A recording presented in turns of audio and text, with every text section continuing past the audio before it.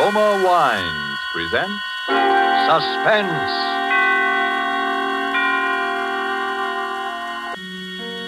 This is the Man in Black, here for the Roma Wine Company of Fresno, California, to introduce this weekly half hour of Suspense. Tonight from Hollywood, Roma Wines bring you Mr. Sonny Tufts in a suspense play that tells of a murder in Boston and of perilous adventure in Vermont's snow-covered hills. And so with Cat and Mouse, and with the performance of Sonny Tufts as John Guthry, an engineer, we again hope to keep you in suspense.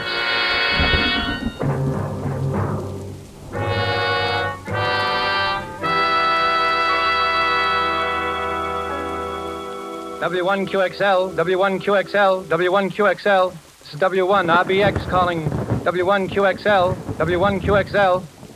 This is WIR, Carr, Vermont, calling and standing by. W1RBX, W1RBX. This is W1QXL in Boston, returning. Hiya, Guthrie, how you been? Signal's clear, good signal. Come in. W1QXL, W1QXL, W1RBX back. Hello, Lockwood. I'm fine. Signal's good up here. I got lots to tell you. Been trying to get in touch with you for the last couple of hours. Where you been? Out to dinner with Valentine? Go ahead. Sorry, Guthrie, I haven't seen Val today. She hasn't answered her phone. Guess she's awful tired of picking it up and hearing me on the other end proposing. Anyhow, I've been working hard. Oh, had a little excitement here at the laboratory an hour or so ago. Thought we had a prowler on the grounds. But guess it was a false alarm. Nerves, I guess. What's your news, Guthrie? I've got a bit for you myself, but let's hear yours first. Go ahead. Okay. Well, as far as I'm concerned, kiddo, you can set up a date for demonstration for the Army Signal Corps and the Naval Ordnance people just as soon as you like. We're in the clear now for keeps. I got the last bug out of the screen this morning, and it ought to make the prettiest little image you ever saw. If the brass hats put the steam on, I don't see why it shouldn't be in there fighting in a couple of months. Now, let's hear about you. Go ahead. Boy, that sounds great. Hold it, Guthrie. Something going on here. Keep listening. I'll be back in a second. Who is it? Who's out there? Who's there? Get out from there or I'll shoot. Come on. Stop! Stop! What is it, Lockwood? Howard, what's the shooting? Is that you coughing? Lockwood, is that you? Go ahead. Hello. Hello, Guthrie. I saw him that time. Almost got him with my rifle. Wonder what that guy can want. Well, I know one thing he's got, and that's a sore throat. Boy, did you hear that cough? Go ahead. I'm worried, Lockwood. Somebody must be getting wise to what we've got. We'd better arrange for more protection around the lab. Well, you've heard my say of it. How are you getting on with the blueprints? Go ahead.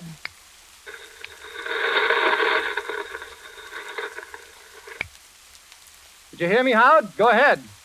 W1QXL, W1QXL. What's happened? Come back in.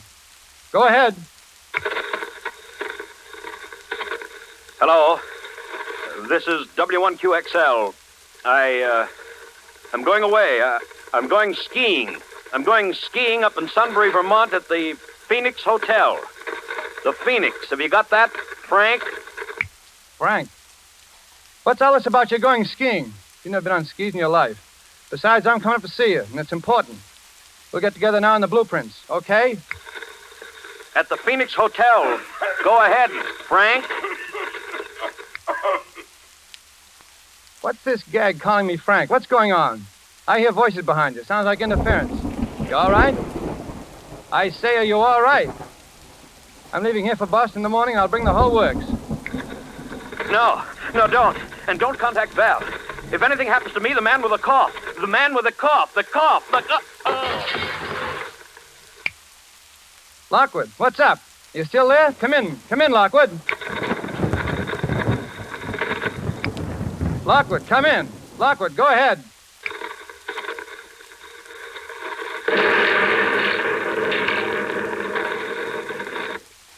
W1QXL, W1QXL. This is W1RBX calling. Go ahead. W1QXL, W1QXL. This is W1RBX. Go ahead.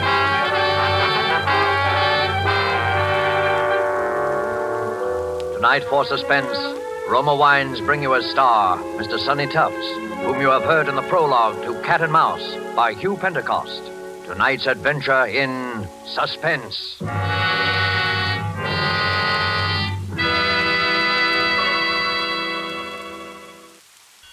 And now it is with pleasure that we bring back to our soundstage our star, Sonny Tufts, as Engineer John Guthry in Cat and Mouse.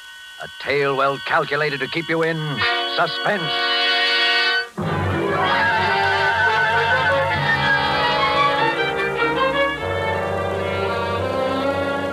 Well, that's about all the facts we know, Miss Ames. Yes?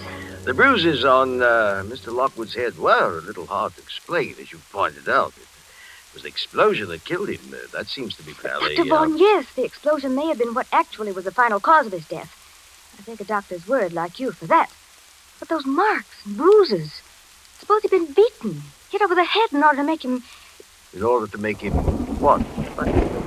I can't say any more, Dr. Vaughn. I don't know quite what I'm talking about anyhow, I guess. You see, Howard had been experimenting with something. He had a collaborator. Collaborator? Yes, I don't know who. Howard would never... Well, he used to talk to this other man on shortwave. They both had shortwave sets. Radio hams, you call them. Those amateur radio operators. Yes. Well, I must go. Oh, let me help you with your coat, Dr. Vaughn. Oh, thank you. I must say that after talking to you, I'm partly convinced, Miss Ames, but murder's a pretty difficult thing to prove, especially in this case, and... Oh, excuse me. I'll be going then. Hello? Yes? Who? Mr. Guthrie. Well... Oh, I see. Well, if you his friend, Where, in the drugstore? Yes, I'll wait. Just come right up to apartment 15E. Yes. Goodbye. Thank you again for your trouble, Dr. Vaughn. Well, please feel that you can call... Oh, I'll get you some water. No, don't bother. Too many cigars. Bad larynx. I'm awfully sorry. I'll say goodbye. Sure you're all right? No, it's perfect. Don't worry. I'll keep in touch with you, Miss Ames. Yes. Well, goodbye now.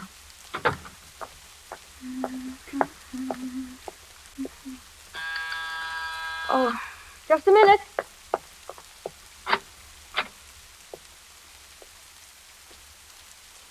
Hello, you must be Valentine Ames. Yes, I am. I'd recognize you anywhere. Well, just, are you Mr. Guthrie? Just throw your things in that chair there. You're just as I pictured you. Lockwood spoke of you so often. Howard spoke of me? Do Well, you were engaged to be married, weren't you? No, I was fond of him, but never that way. He told me, that is, he said... Then you were his collaborator. Oh, please, Mr. Guthrie, you can trust me. I need help. They all say his death was an accident. The coroner, the newspapers, the police. But I know it wasn't. How do they say it happened? An explosion in his laboratory. Chemicals he was using in his experiments. Nonsense, explosion. Wasn't anything more explosive in Lockwood's lab than a package of matches. Then you were his collaborator. Oh, please, trust me. Lockwood was murdered. I know it. You think so, too, then? Yes. Well, then our job is to prove he was murdered. No, I'm sorry, Val. There's something more important that comes first. When they killed Lockwood, they stole half of our... Well... Your invention? But half an invention is worthless. But I have the other half. In other words... Yeah. I'm next. We can count on that. But they don't know who you are. Maybe not yet. That was why Lockwood kept calling me Frank when he was talking to me, near the end. Didn't want to give my name away to them. And you've no idea who they are? Just something we could start on? It was just one thing. That night, the night he was killed, we were talking the shortwave, and he'd been bothered by a prowler. He spoke of it. Why, I even heard the fellow in the air. He was... Oh, that phone. Excuse me a second. Hello? Yes? Oh, Dr. Borbert. Yes, it's nice of you to call me back, and thank you so much for sending Dr. Vaughn to see me. He certainly is... Dr. Vaughn? But you sent him to see me about Dr. Lockwood. About Dr. Edwin Vaughn? You're positive? I see. Well, thank you anyway. Bye. What's up? Someone just before you came, and Dr. Edwin Vaughn said he was with the coroner's office. Called on me. And the coroner's office never heard of him. Is that it? Never. Uh-huh. Well, who was he? I mean, what did he look like? Would you recognize him if you saw him again? Well, he was just a middle-aged fellow. Poor man had a terribly bad cough, one of the really hacking coughs. The cough? Yes. It's the same one. He came to Howard's lab the night of the killing. I heard him. You sure? Positive. You see, it fits. He was looking for me. Figured I'd come here to see you. He wants my half an invention. Well, Val, they need what I've got, and I've got to get back what they've stolen, so... Where are you going? Skiing. What? I'm going back to Vermont to go skiing. I'll send you a card from the Phoenix Hotel.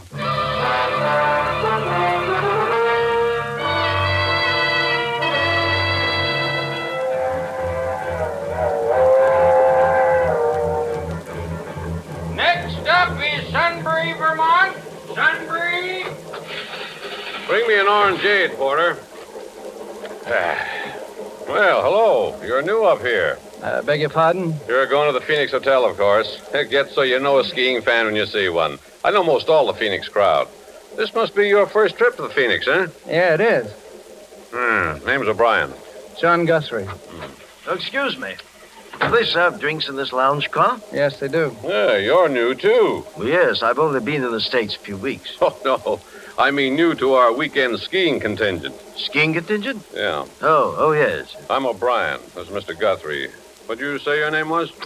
Well, Thanks, Porter, thanks. And bring me a couple more cigars, will you? Here, take one of mine while you're waiting, Mr. O'Brien. Oh, thank you. Now, that's what I like about the Phoenix crowd. They're sociable. Everybody pals with everybody else. Sounds very pleasant. Yes, I suppose so. Well, well, anyway, you wait. By Monday, everyone in the place will be calling you by your first name. Oh, really? Well, I guess I'd better be getting back to my compartment. Very happy to have met you, gentlemen. See you later. Weird duck. Unsociable like. Now, I always say, you take a fellow that won't mix. Be quiet a minute. What's the matter with you, Mr. Guthrie? You look like you'd seen a ghost.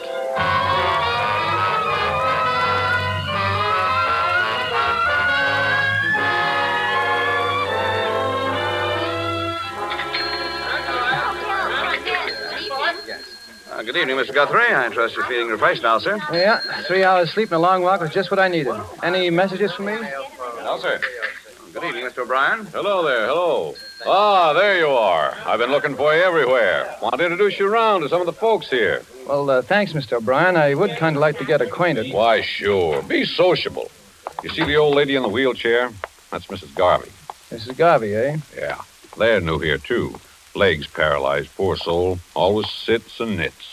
The husky man's her husband.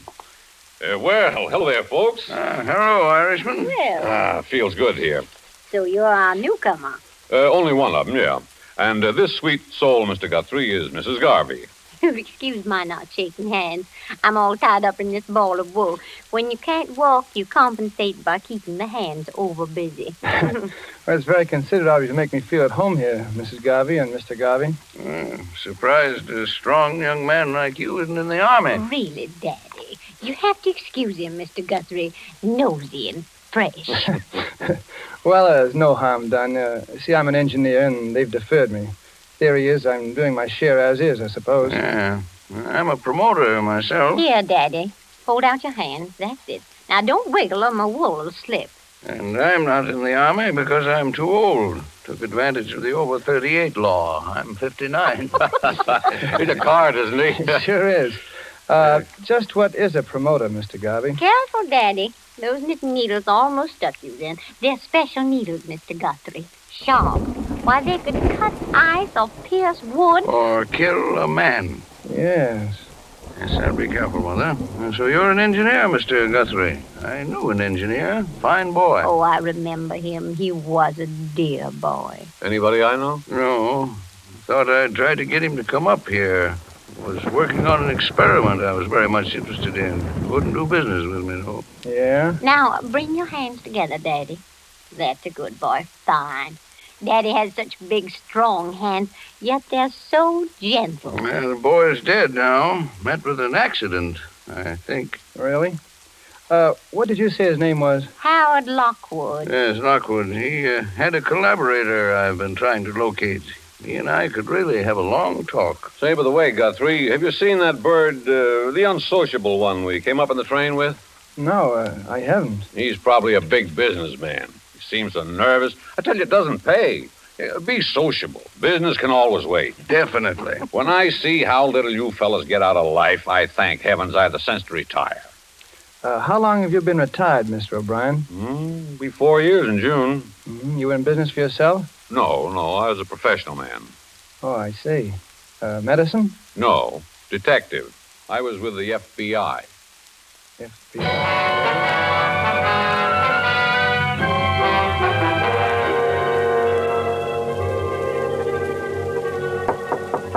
Come in. Well, Guthrie, come in. Feel just like a nice sociable talk. Sit down. Mr. O'Brien, I'm in trouble and I need expert help, and you were an FBI man. You can help me. Uh-oh. I was afraid of that. I'm sorry, Guthrie. I'm retired. Too old for the game. You get a hold of the Boston office. They'll get someone up to help you in a jiffy. Call Jack Porter. He's in charge now. Mention my name. But there's no time now. You see, Boston is 6 hours from here. I need help right now. Oh, take it easy, boy. Relax. I suppose you're another engineer with some gadget that's going to win the war. That's a familiar one. Mr. O'Brien, this is serious. There's a murder in this hotel, and if I don't get him, he'll get me. Now, take it easy. If you'll just give me a hand. You know, I felt there was something going on here this weekend. Things weren't sociable like they usually are. Mm-hmm. What have you noticed? Nothing in particular. Just people seemed to act funny. You take that Garvey and his old wife, and that bird with a cough that came up on the train with us. What's he up to, eating his meals in his room? Look, will you help me, Mr. O'Brien? I do have an invention, as it happens, and... Oh, excuse me a minute. Hello? Mr. Guthrie? Yes, he's here. The gentleman in 421. Right now. Very well. Goodbye. It's for you. Party in 421 wants you to step in and see him. That's him. That fake Dr. Vaughn. Well, this is it. And you refuse to help. Oh, now, look, I'd like to, I guess, but after all... All right, O'Brien, but look, just this. 421 is right down the hall. And if I'm not back in 10 minutes, will you knock on the door? Oh, that much I'll do for you. John. Val. Valentine, what are you doing here? We agreed that you... No, John. Open your door quickly before we're seen together. Look, Val, I've got something important to do.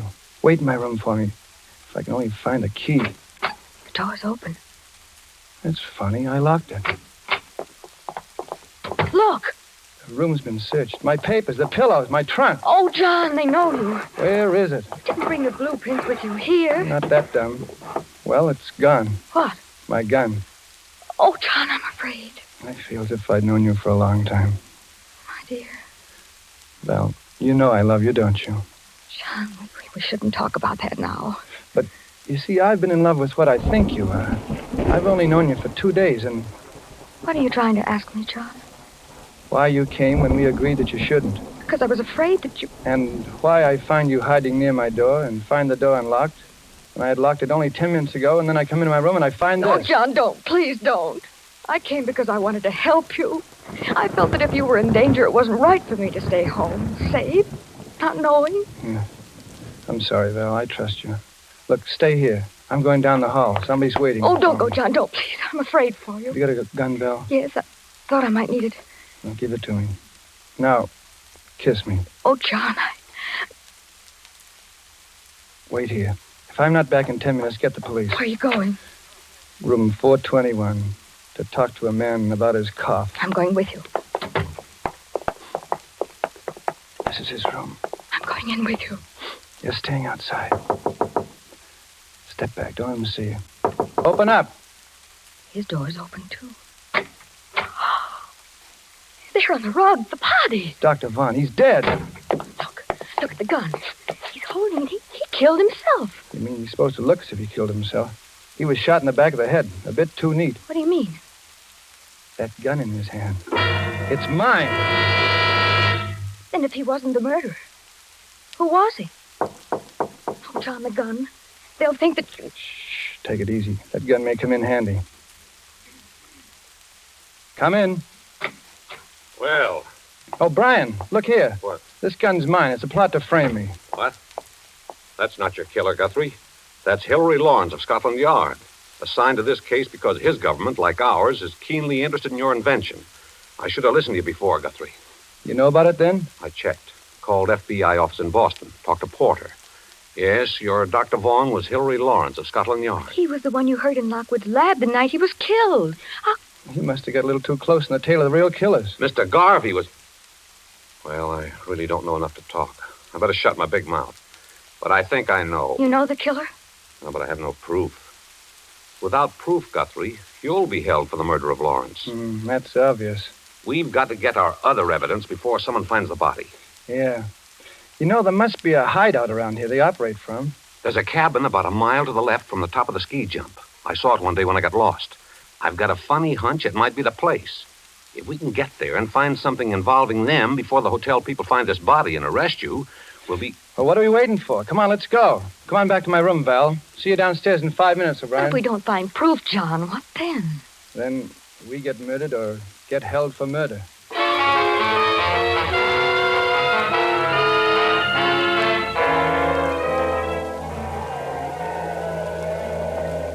The cabin's dark. Yeah, one of these keys must fit. Ah, that one does it. Softly now. Mr. Guthrie, I'll take Miss Ames's gun. You're too impulsive. Thanks. Well, there's no one here. Draw the shade, please. I better keep a lookout on the road. Someone may come. That's a good idea. Now, this is what I call a real sociable evening. Look, a note. And it's addressed to me. Well, we're in the right place then. Read it. Guthrie, 200,000 in cash for your blueprints, and you can get the cash first, wherever you designate, with no questions asked as to what government gets them. Why those... Calm me, my boy. You don't have the prints here, do you? No, they're in a safety vault, and my name is San Francisco. What's that there, that panel? It's a radio rig, sending and receiving. Someone's coming. Who? Quick, turn up that light. Take a look, John, here, through the window. It's Garvey, and he's alone. Alone? Are you sure?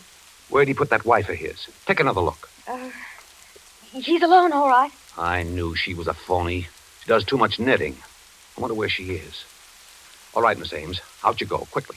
Get to the foot of the road before he does. Uh-huh. It's your car, understand me. Yes. You're lost, looking for a way back to the Phoenix. Delay him from coming in here. All right. I'll go outside. You search the place, O'Brien, with Val. No, let the girl go. Her best weapon is her charm. Hurry now. Stall them as long as you can. Good luck. Don't worry. I can see them from here. Look at it. Short wave. Yeah. With this outfit, Garvey could hear Lockwood and me talking over our work. Yeah. Pretty clever operator, I'd say. Can you see Val? Yeah. She's getting near him now. Brave girl, that one. The best. There she is. He's seen her. Let me have a look. See them? Over my finger, between that row of trees. Yeah, she's talking to Garvey now. She'll stall him. Yeah. Hey, come on, O'Brien. Let's start searching this place. Wait a minute. Look, they're coming this way. The two of them. Well, I should have known. Val? Oh, no, it can't be. Sorry, Guthrie, but you're seeing right. The girl's with Garvey. But she loves me. I know it. She's honest. I swear it. They're coming up the path. You stand behind the door. I'll stand up on the balcony and cover them from behind with a gun. You all set, Guthrie? All set. You spring out on them as they close the door, and I'll cover you from here. Val, Garvey, duck. He's got the gun. Above. Oh, my arm. O'Brien! All of you reach. Don't stoop for that gun, Guthrie. Up with your arms. 3 of you are going to join the late Mr. Lockwood. The girl and Mr. Garvey of the FBI who poked his nose in the book too far. You're out of your mind, O'Brien. What will you get by killing us? I've got the information you want, and if I'm dead, you'll never get it. I'm fighting for my life now, not your invention. With you three out of the way, I've got a chance. A fire in this lovely cabin will do the job nicely. Now get into that closet, all of you. Get started. You're missing one, O'Brien. My wife. I'm not worrying about that old... Drop your gun, Mr. O'Brien. That point you feel in your back is my knitting needle. Drop it.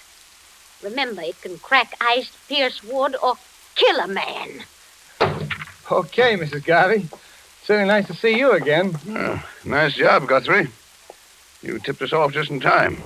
Sit down, Mother. You look tired. You must be standing behind the kitchen door for an hour. Look here. Just be quiet, Mr. O'Brien. Formerly of the FBI. Kicked out for improper conduct, he was. The service has had its eye on you ever since, my friend. Yeah, you see, you made a slight error, O'Brien, when you said you'd call the porter of the Boston FBI office. The outgoing lines from the hotel have been out of order since 5 o'clock. Oh, your arm, Daddy. Here, let me bandage it. You better get going and have it looked after. Oh, it's bleeding. I think I'm going to faint. Faint ahead, Val. I got a pair of arms that aren't doing a thing.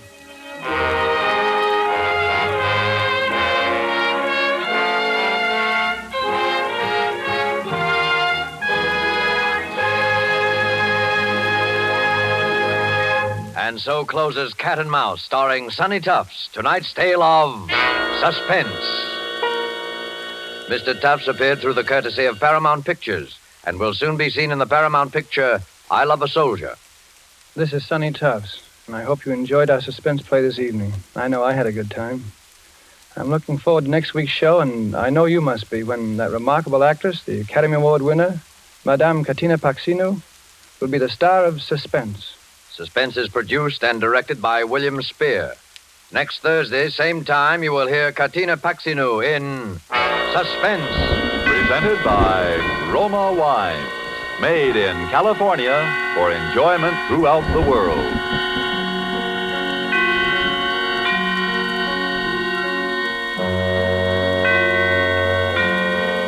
This is CBS, the Columbia Broadcasting System.